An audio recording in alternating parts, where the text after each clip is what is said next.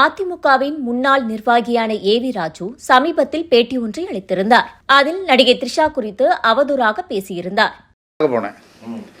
என்ன பண்ணுறான்னு பார்க்க போனேன். தண்ணி போட மாட்டான், நல்ல மனுஷன். கூத்தில் திரிசா தான் கேட்டான். அப்புறம் அந்த கருணாஸுக்கு தெரியும், நடிகர் கருணாஸ் தான் அதில் ஏற்பாடு பண்ணார். பாவம், நான் 2 மூணு நாள் திரிசா எல்லா நடிகையும் இருந்தாலும் தான் ஏற்பாடு பண்ணேன். ஆறாறு வேணும்னு கேட்டவங்களுக்கு எல்லா நடிகையும் இருந்தாங்க. அதெல்லாம் வந்து சொல்ல முடியாதுல்ல, நிறையா இருக்குது. அவனுக்கு தேவையானதை பூர்த்தி பண்ணாங்க. பாவம், கணக்கு வழக்கெல்லாம் கிடையாது எதுவுமே. ஆனால் எங்கள் அண்ணன் வெங்கடாஜாவில் வந்து திரிஷா கேட்டார். பாவம், எனக்கு சின்ன பிள்ளையாக தான் வேணும்னு ஒட்டாரம் பிடிச்சார். ஏங்க அப்படின்னு நான் கேட்டேன். ஆனால் பேசாருன்னா வாழ்க்கையில் இது ஒன்று தான் அனுபவிக்கிறோம். அவளுக்கு 25 லட்சம் கொடுத்து கூப்பிட்டு வந்தாங்க.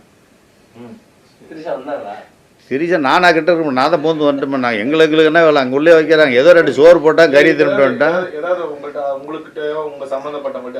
என்ன ஆதாரங்குது? ஒரு பொம்பளை கிட்ட போகிறத வந்து நான் பார்த்துட்டே இருக்க முடியும்.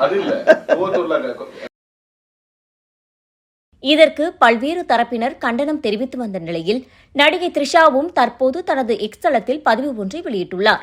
அதில் கவனத்தை ஈர்ப்பதற்காக எந்த நிலைக்கும் கீழே இறங்கும் கீழ்த்தரமான கேவலமான மனிதர்களை மீண்டும் மீண்டும் பார்ப்பது அருவருப்பானது.